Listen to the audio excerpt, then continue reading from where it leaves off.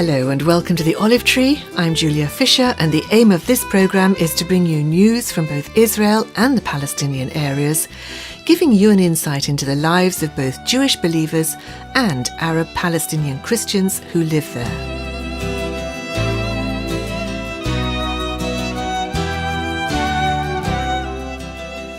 Last week we heard from Joshua Pex, a Jewish lawyer working in Jerusalem who, along with his wife Sarah, a social worker, is using his spare time to fight against the injustice of slavery and sex trafficking in Israel today.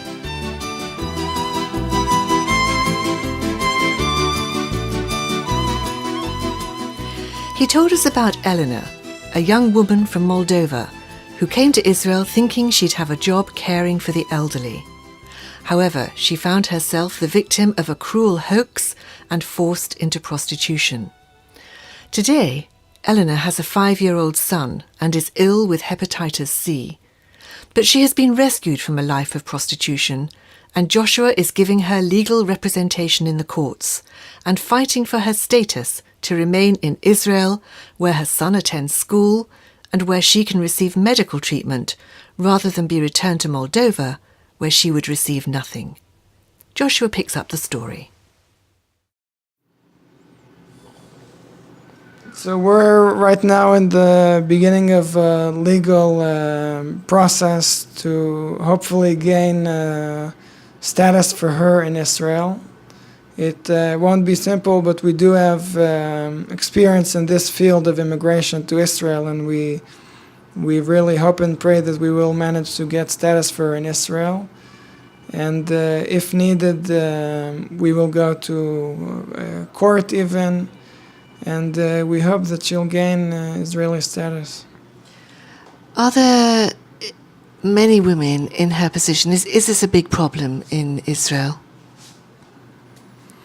There are many women in her position, yes, but to be truthful, there is also a decline in this phenomena that I described, this kind of trafficking from abroad into Israel, has happened more in the past and less today. The State of Israel and different NGOs in the field have done good progress in eradicating this phenomena of trafficking women from outside of Israel into the country. But on the other hand, there's still lots of what we call internal trafficking, women that are already Israelis or that already have status in Israel, and they are being trafficked and pimped within the country. Because you have to understand that these human traffickers, they're in it for them. It's slavery is a business. They're slave traders. All they're interested in is money, and they also take the risk. So because the law has changed and made it much less lucrative for them to bring women from outside and more dangerous from them as traffickers, so they just shifted their attention to Israeli women and trying to lure them into these same traps, because they don't care where the woman comes from as long as she's in their control and possession.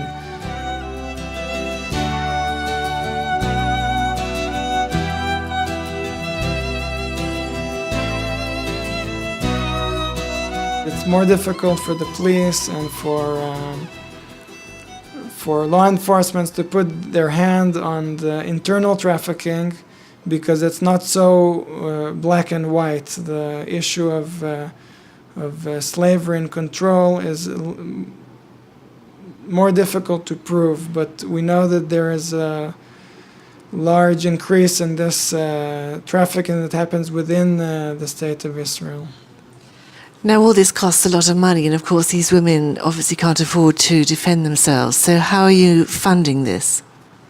The NOAA project, what we call it stands for not objects anymore, but it's also the story of the daughters of Tzulfachad. Noah in the book of Numbers was a woman that together with their sisters stood up for her rights when their father passed away, and the question was to who. There were no sons, so to who would the land be given? And it specifically says that they went to Moses and they told Moses that they are asking for the land. And in those days it must have been very unusual to give property to women, even in the other nations around Israel. But it says that Moses went to God, and God says, no, these women will receive this land. So for us, the Noah was a woman, a symbol of a woman that stands up for her rights,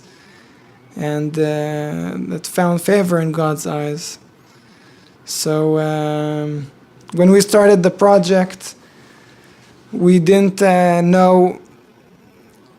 We had this dream. Sarah and myself had the dream that we'll give legal assistance to these women, and we had it in our minds, and we were thinking about it and praying about it, but we weren't doing really anything actively.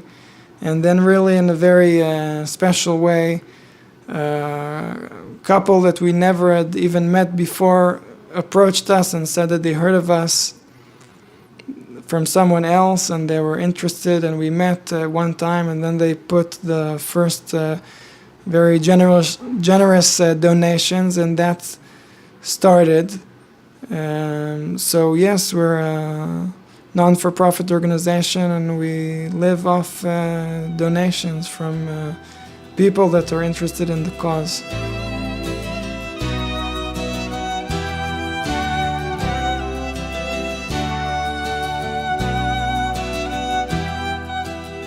How much of your time is this now taking up?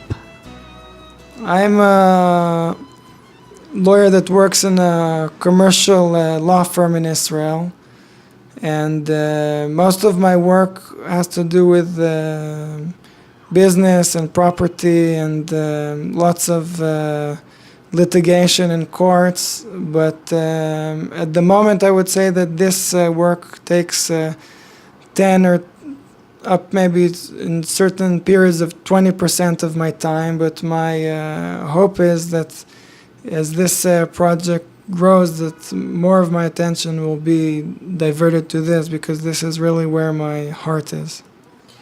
How do you see this Noah project developing then, Joshua? What is your what is your dream for the future? One of our aims is not only to tackle the specific problems, but also to try and change the overall picture. We say sometimes that it's important to fight the mosquitoes, but it's more effective to dry the swamp. So we believe that if legislation changes, that we can bring more effective and widespread change in with less effort of trying to tackle one problem after the other.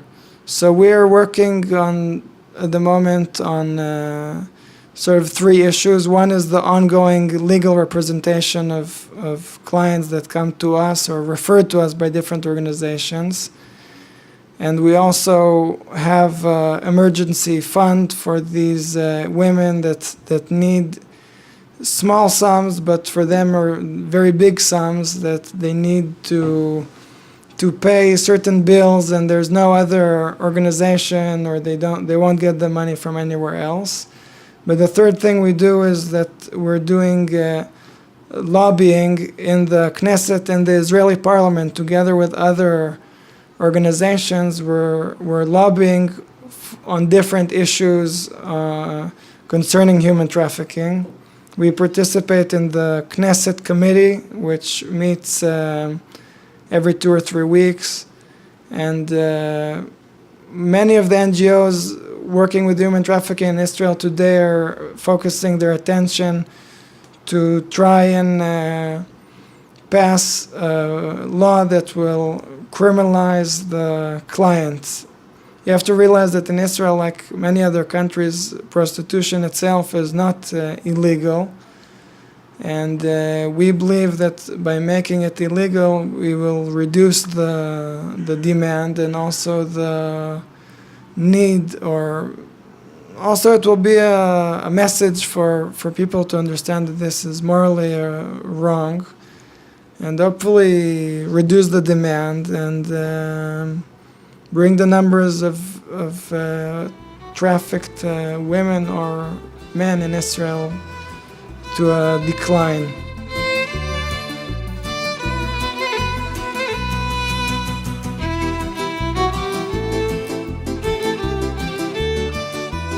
We know that studies show that countries that have gone this direction, like Sweden, there's a big change in this whole field.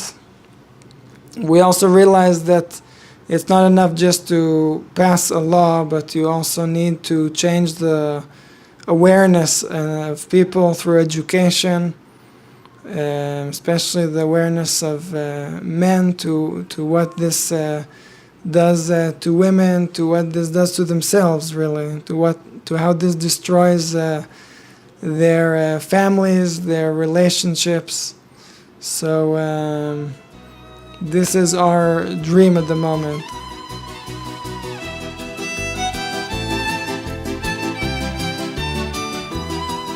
Joshua Pex, a Jewish messianic lawyer working in Jerusalem, where he and his wife Sarah have started a charity called Noah to help victims of sex trafficking in Israel.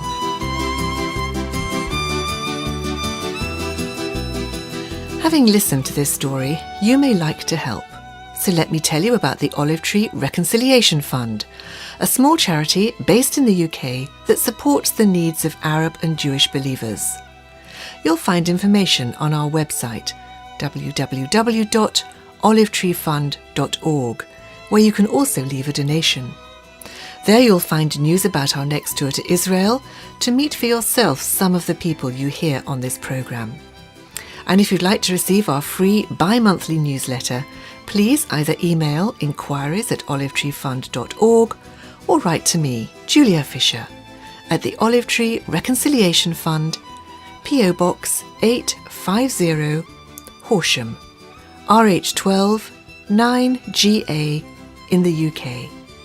I'll be back at the same time next week for another story from the Olive Tree. Until then, goodbye.